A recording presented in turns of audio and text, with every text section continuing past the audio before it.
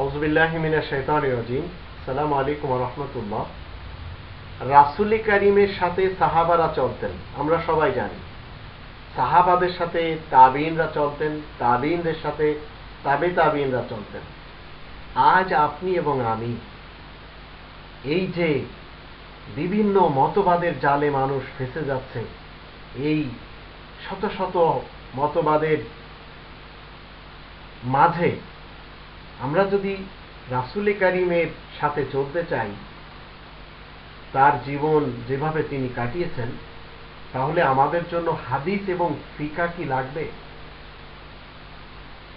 যারা ফিকাহ এবং হাদিস, উসুল এবং বালাগাত, সিরাত এবং মান্তিক নিয়ে মনে করছেন যে আমরা রাসূলের সাথে চলে যাচ্ছি, সমানে রাসূলের সাথে উঠব, তো তাদের এই দাবিগুলি কতটুকু সত্য?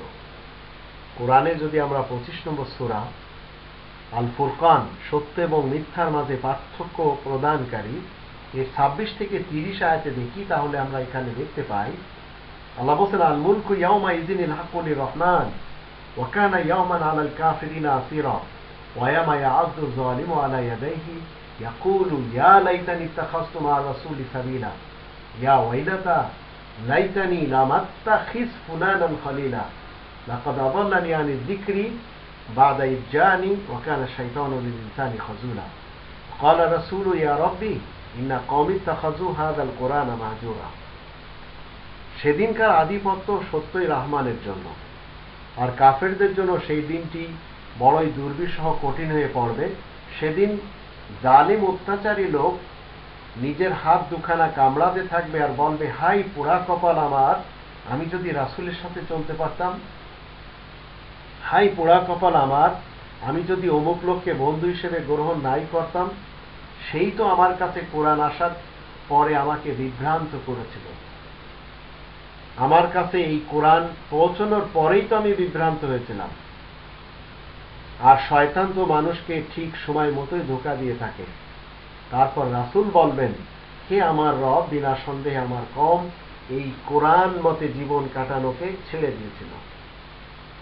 ক্বালা রাসূলু ইয়া রাব্বি ইন্না কওমি ইত্তাখাযু হাযাল কুরআনা মাহজুরা।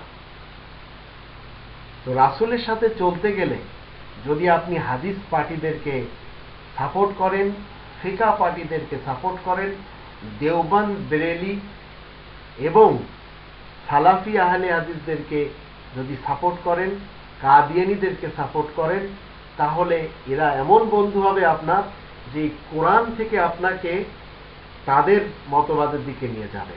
আহলে হাদিসরা নিয়ে যাবে তাদের হাদিসের দিকে, সুন্নিরা তাদের সুন্নতের দিকে, যেগুলি সবই বানোয়াট, এবং দেওবন্দিরা আপনাকে দেওবন্দি বানাবে, বেরেলভিরা আপনাকে বেরেলভি বানাবে, এমনকি কাদিয়ানীরা আপনাকে কাদিয়ানী বানিয়ে ছাড়বে। তো কোরআন তো আপনার কাছে এসেছে, আজ আমরা সবাই জানছি কোরআন আমাদের মাঝে রয়েছে, কিন্তু আপনি কোরআন যে একটু ধরে একটু এইভাবে পড়বেন, মাতৃভাষায় জানবেন, সেটুকু যদি আপনি না করতে পারেন, তাহলে আপনি অপেক্ষা করুন, কিয়ামতের মাঠে রাসূল আপনার বিরুদ্ধে আল্লাহ তাআলার কাছে নালিশ করে বলবেন, ওয়াকালা রাসূলু ইয়া রাব্বি ইন্না কওমি ইত্তাখাযু হাযাল কুরআনা মাহজুরা।